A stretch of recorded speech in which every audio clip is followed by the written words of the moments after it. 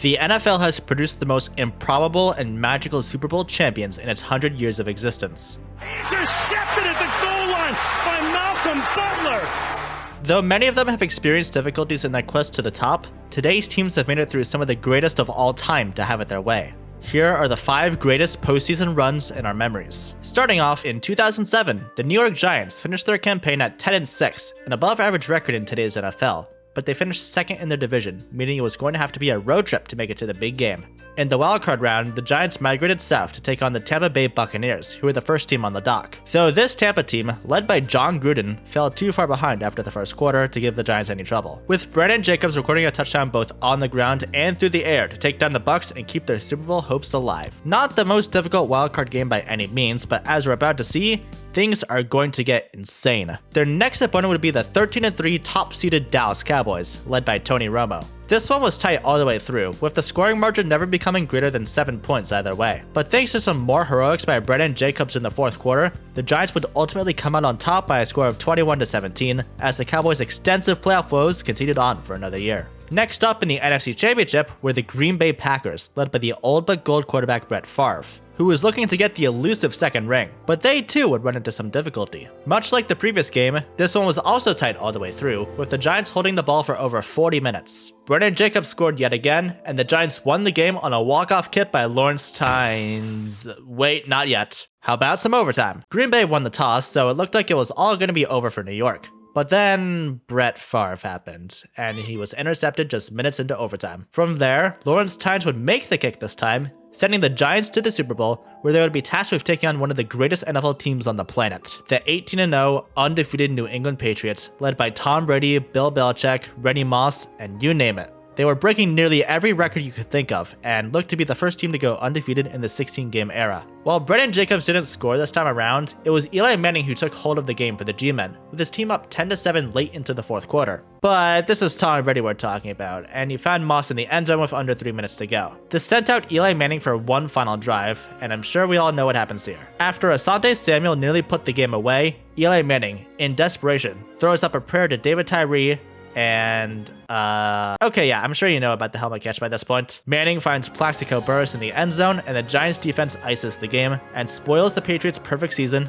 just like that. With the Giants' opponents that combined 51-13 in the regular season, it's hard to argue against this team having the most difficult playoff run in NFL history, but maybe one of our next teams has something to say about that. Now, before we continue on, if you're enjoying the video so far, consider dropping a sub.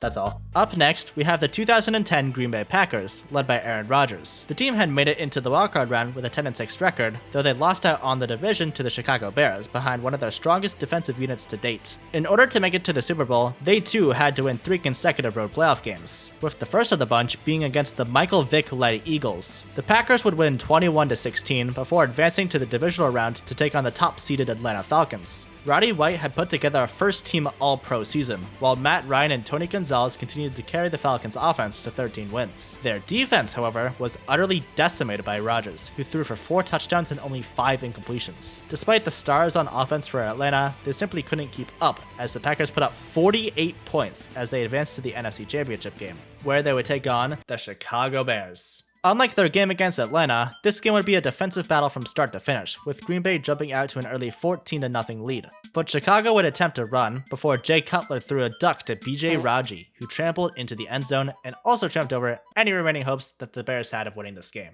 So just like that, Green Bay had won 3 road playoff games in a row, but still had to take care of business against the vaunted defense of the Pittsburgh Steelers, not to mention the offensive firepower on top of that. But Green Bay would ultimately have it their way, jumping out to a 21-3 lead in the second quarter, and never looked back to take home the team's 5th Lombardi trophy. Green Bay didn't play a single home playoff game, and the teams that they faced were a combined 46-18 in the regular season. It was a run that would cement Aaron Rodgers as the true successor to Brett Favre, but our next team would also have a run that cemented the legacy of both team and player alike. In 2012, the Baltimore Ravens had also finished 10-6, but unlike the 2010 Green Bay Packers, they won their division and would play their first playoff game on their home field. That didn't mean they had it easy, however, as their first matchup was against one of the NFL's biggest rising stars, Andrew Luck. While he had been slightly shadowed by RG3 in his rookie season, Luck proved to be a force to be reckoned with. That is, until they ran into this buzzsaw of a Ravens defense led by Ray Lewis and Ed Reed. The team would be held without a touchdown as Mr. Elite himself, Joe Flacco, cruised to a 24-9 win. sending them to Mile High to take on Peyton Manning and the top-seeded Denver Broncos. At 13-3, Denver had redefined the word offense, as Manning led one of the greatest aerial assaults in the entire league. However, they couldn't quite shake Joe Flacco's offense. After trading blows throughout the entire first half, Denver would take a 35-28 lead after Thomas found pay dirt in the fourth quarter. Baltimore had one last chance to make something out of nothing, and with under a minute left, Joe Flacco heaves, and I mean heaves, the ball up for grabs, where wide receiver and kick returner Jacoby Jones comes down with it and takes it the full 70 yards to tie the game. That's also thanks to their new kicker, Justin Tucker, who actually made the kick to keep the game going. The two teams would trade possessions in the first overtime. Yes, this game went to double overtime, that's how crazy it was, until Justin Tucker would nail the game-winning kick to send the Ravens into the AFC Championship game, where they would seek revenge against the Evil Empire and the New England Patriots. After trailing 13-7 at the half, the Ravens would go on a second-half scoring spree, accompanied by two fourth-quarter touchdowns by Anquan Boldin, and would ultimately go on to avenge their past failures, taking down Tom Brady in Foxborough 28-13. Andrew Luck, Peyton Manning, and Tom Brady, three of the greatest quarterbacks of the early 2010s. But there was still one more battle left to be fought, and one that would echo forever in the family of Ravens coach John Harbaugh. I say that because the coach of the 49ers, their opponent in the Super Bowl, was his brother, making for the first ever Super Bowl matchup between brother head coaches. This game had it all. From great offense to big plays on special teams to the power going out to the 49ers' insane second half comeback, this Super Bowl is up there as one of the greatest of all time. But one team had to lose, and on a controversial fourth down where there could have been pass interference, the 49ers' comeback fell short, and the Ravens and John Harbaugh ultimately prevailed. A common theme with each of these first three teams is that we've gotten both crazy finishes and massive upsets. Our next team fulfills both of those to the extreme. Remember how the Patriots were this super scary team in 2007? They weren't always like that. In fact, long before Brady came through for this team, the Patriots were a team mired in misery for as long as anyone could remember. But everything in this world comes to an end. That includes gross incompetence and endless losing. And 2001 was the turning point for the Patriots as a whole. The Patriots had made the playoffs with an 11-5 record in 2001. But unlike every other team in this video so far, this team earned a first round bye as they slotted in at the second seed in the AFC, meaning it was only 2 games to the Super Bowl rather than 3. But just because you have rest and home field, doesn't mean that it's going to be easy by any means. Just ask Dallas about it. The Patriots' first game was against the Oakland Raiders in an old-time snowy battle. It wasn't going well for them. After 3 quarters, the Patriots were down 13-3, despite leading the Raiders in offensive yards and time of possession. Nothing was going right, until Tom Brady decided that now would be a good time to change the league forever. He led a touchdown drive midway through the fourth, but all appeared to be lost as he fumbled the ball away in the game's final minutes. But in what became known as the Tuck rule, this fumble wasn't actually a fumble.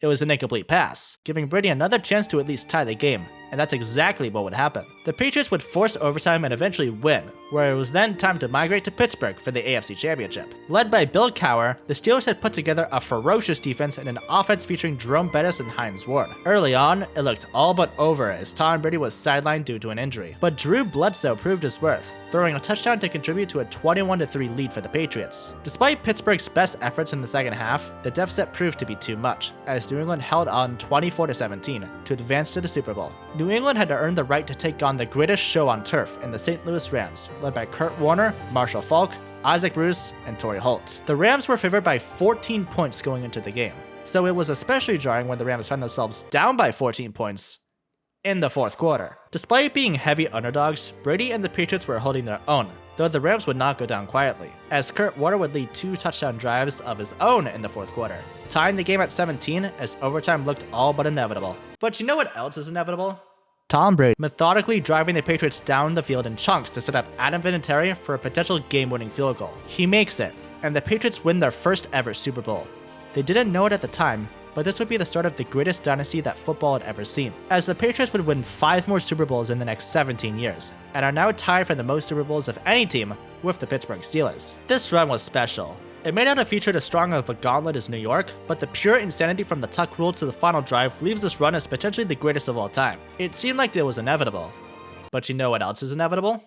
The Giants won upping the Patriots when it matters most. They're back for more. The year is 2011, 4 years after the Giants ended the Patriots' perfect season. Unlike their previous run in 2007, the Giants won the NFC East, despite holding a record of 9-7 this time around. This led them into a difficult match in the wildcard, taking on the Matt Ryan and Julio Jones-led Atlanta Falcons. But much like how the 07 unit had a defense that always kept them in the big game, the 2011 Giants possessed a unit that was on par or even stronger than their 2007 counterparts. They shut out Matt Ryan's offense and took care of Atlanta, winning 24-2. As the offense put up 442 yards as the Giants cruise into the divisional round to take on, hey, look who's back! It's the Green Bay Packers, although this time they'd be playing against Aaron Rodgers and not Brett Favre.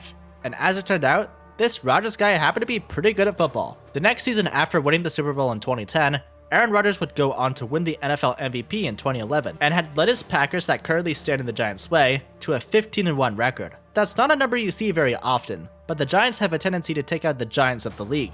And it was proven especially obvious here as the Giants forced 4 Green Bay turnovers en route to a 37-20 clobbering of the NFL's best team. Things wouldn't get much easier in the NFC Championship game either, as the Giants traveled to the Bay Area to take on the San Francisco 49ers. Led by Alex Smith, Frank Gore, Vernon Davis, and more, these 49ers weren't playing around and boasted a 13-3 record to show for it. But after a back-and-forth affair that would ultimately need a 5th quarter to settle the score, the Giants walked it off thanks to the leg of our good friend Lawrence Tynes. The Giants had squared off against opponents who were combined 38-10 up to this point, and no better final battle for these Giants than the evil empire once more. Tom Brady and the Patriots were hungry and looked to assert themselves atop the league once again after falling short in years past. That includes 2007, where these Patriots fell victim to these same Giants in the exact same game. But this Patriots team had a new weapon to play with. His name was Rob Gronkowski, and he'd maybe go on to become one of the greatest tight ends to ever play the game of football. But in this timeline, Gronk was shouldering injuries that would limit his playtime and effectiveness against the Giants, leading to a slow offensive start as the Giants quickly jumped out to a 9-0 lead in the first quarter. The Patriots, however,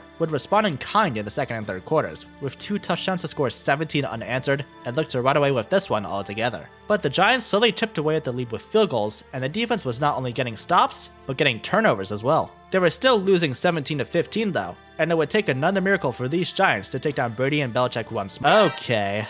Mario Manningham hauls in the grab of his life, as the Giants slowly but methodically march down the field and score a touchdown. But there's one problem. They left Brady too much time. Time and time again, the Patriots have scored walk-off drives to take home big games. But this Giants defense put the clamps down on the Patriots one final time, and with a Hail Mary that was never answered, the Giants had done it again. With their opponents that combined 51-13 in the postseason, the same mark as their 07 counterparts, it's hard to argue which one is more impressive. But given the sheer offensive firepower in 2011, I'm giving a slight edge to the 2011 Giants as my pick for the best postseason run of all time. But that's just my take. Do you think the 07 run was better?